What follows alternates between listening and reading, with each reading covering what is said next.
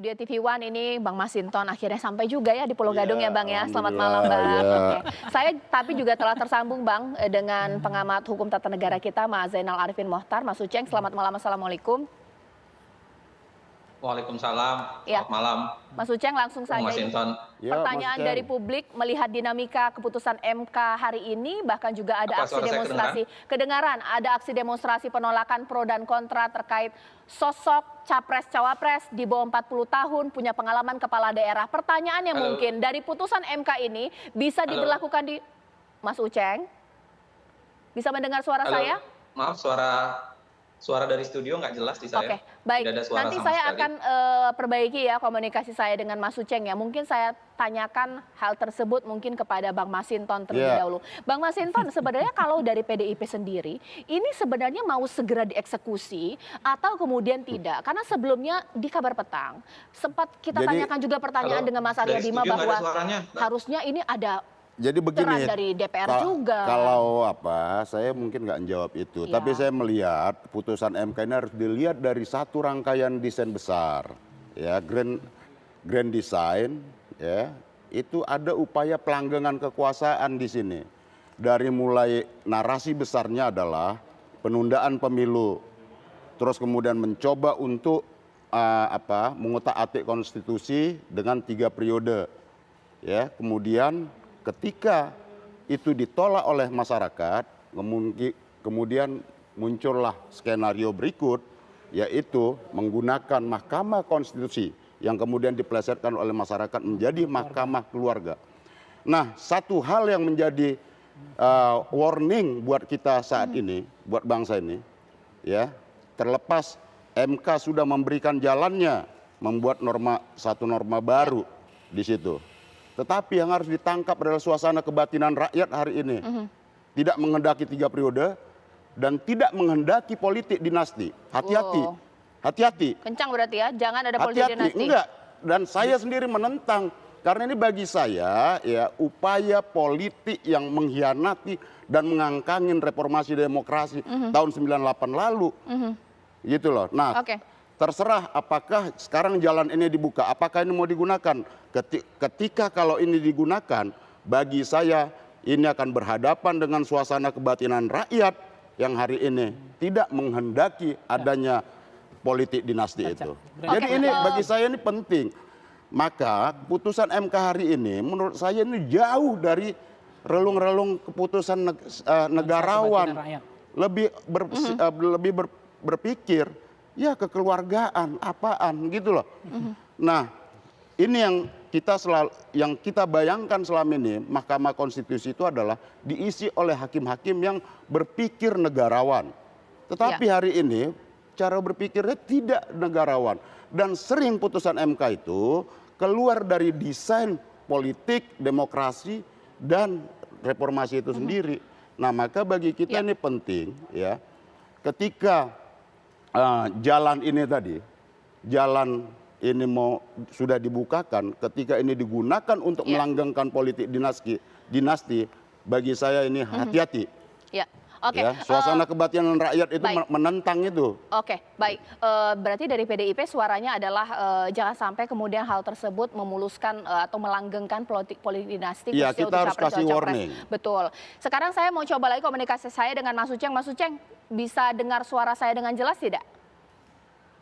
Bisa? Oke, Mbak Caca? baik Mas Uceng. Selain mengenai apakah putusan MK ini nanti bisa diberlakukan di 2024, mengingat pendaftarannya kan tinggal beberapa hari lagi, bahkan juga ada sedikit kebingungan antara isi petitum dengan putusan MK sedikit berbeda. Petitum dari pemohon ini berusia paling rendah 40 tahun atau berpengalaman sebagai kepala daerah. Sementara putusan MK berusia paling rendah 40 tahun atau pernah atau sedang menduduki jabatan sebagai kepala daerah.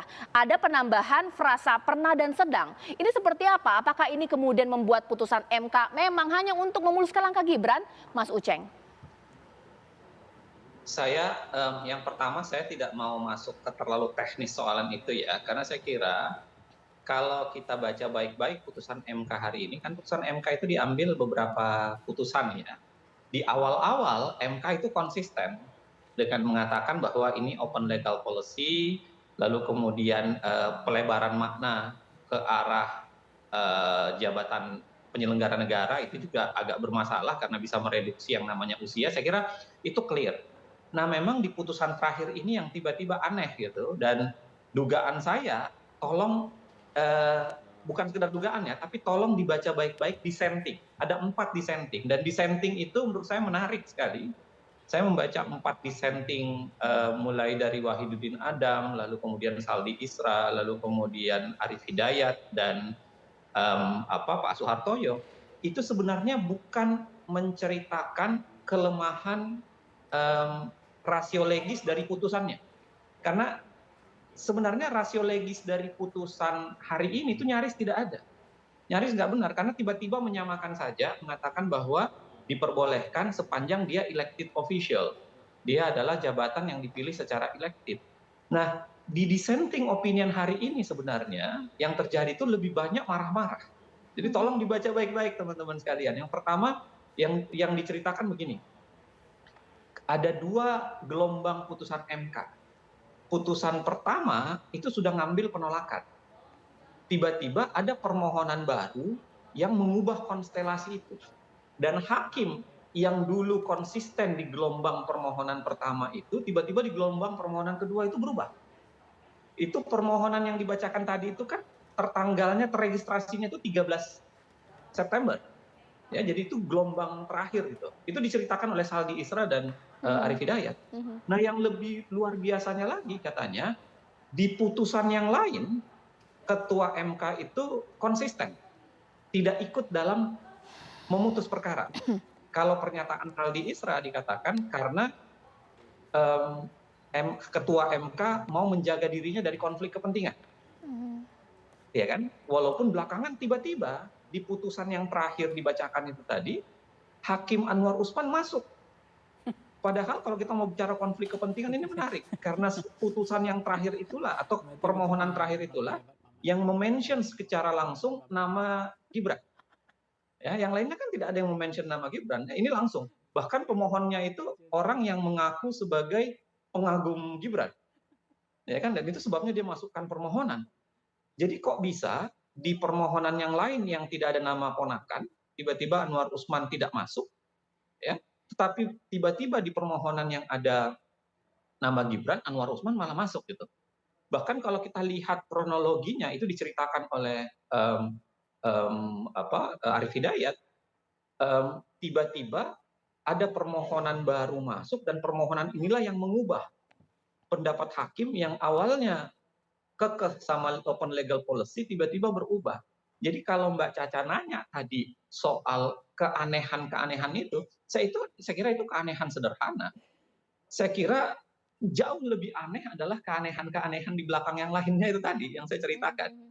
Kok bisa tiba-tiba konflik kepentingan dilanggengkan? Kok bisa tiba-tiba konsistensi open legal policy tiba-tiba berubah?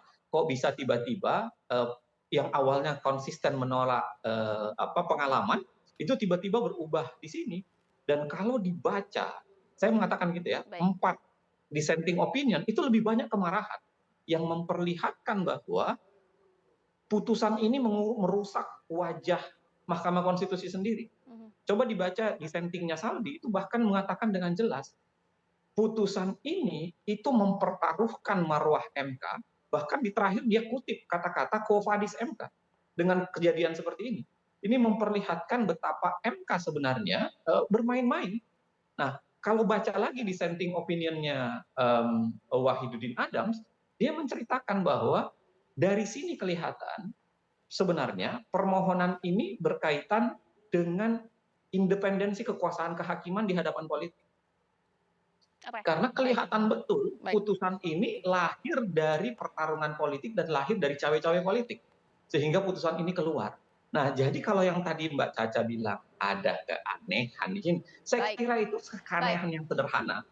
Keanehan yang sederhana yang sebenarnya itu hanya hulu.